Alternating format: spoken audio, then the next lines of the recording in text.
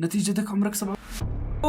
السلام عليكم، يا هلا والله بالشباب. اختبار العمر العقلي، اعرف ما هو عمرك العقلي. يعني اليوم معنا محتوى اسطوري، بيسالني اسئله وانا اجاوب على كل سؤال، بيحدد يا سام عمري ومدري ايش. المهم هذا بنشوف حاليا، بنشوف كم عمري. خليكم مع الفيديو، مشاهده ممتعه.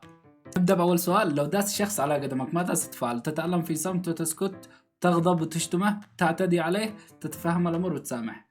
والله الصراحة كلها على حسب المزاج. يعني إذا مزاجي رايق بقول يلا الله معك الله معك، بس إذا مزاجي معصب والله العظيم لا أمزح. صراحة يعني إذا هو بغير قصد بتفهم الأمور وأسامح، يلا الله معك يلا عادي. هذا ستختار من هذه الوجبات: سمك، لحم مشوي، بيتزا، حساء. والله يعني إيش السؤال هذا وأنا ما يجوع داحين يطلع لي؟ والله نفسي في بيتزا، هذا بختار بيتزا.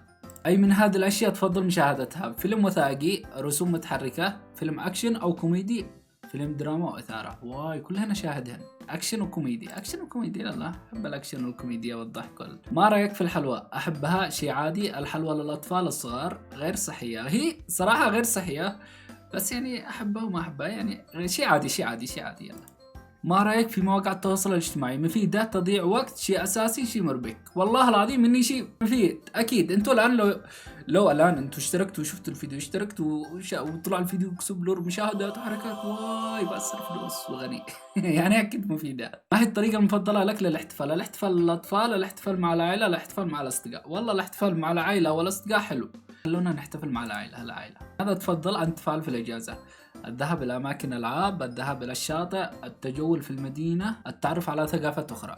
والله أفضل تروح شاطئ. واي تشوف الجو، تشوف البحر، يا سلام، حاجات حلوة. إيش أروح التجول في مدينة؟ أنا عايش في مدينة، كيف أتجول في مدينة؟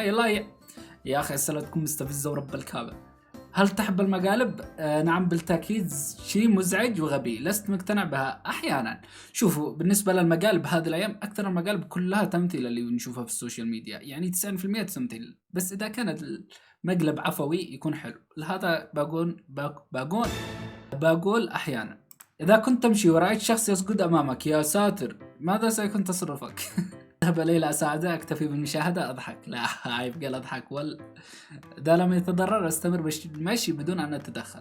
يعني الصراحة بدها مساعدة، يعني أكيد. ما هو الأهم بالنسبة لك؟ السعادة، النجاح، الكفاح؟ لا أدري. الأهم شيء بالنسبة لي النجاح. الآن إذا نجحت ألو مالي هذا، وما قد نجحت تلخبط في الكلام. لو أنجح النجاح عندي بالنسبة لي إني أجمع متابعين في اليوتيوب إن شاء الله بإذن الله. هذا الشيء بالنسبة لي نجاح وسعادة. إذا حققت النجاح بجيش سعادة وبيجي كل شيء لا أراد يعني. لهذا اشتركوا، تعليق حلو لنفسك، ونشوف النجاح أكيد. هل أنت متأكد أنك تريد الإنهاء؟ خلاص يعني آخر شيء. يلا حلو. نتيجتك عمرك 37. ألو 37، مالك كبرتني أكثر. ناضج وهادي حبيبي، والله الله يسعدك. ولدت عام 1988. مالك يا 88؟ أنا ولدت عام 1900 كم عمري؟ 1998. هنا تنتهي رحلتنا لهذا الفيديو. إذا عجبك الفيديو لا تنسى اللايك والاشتراك وتعليق حلو مثلك، وتحياتي لكم جميعا.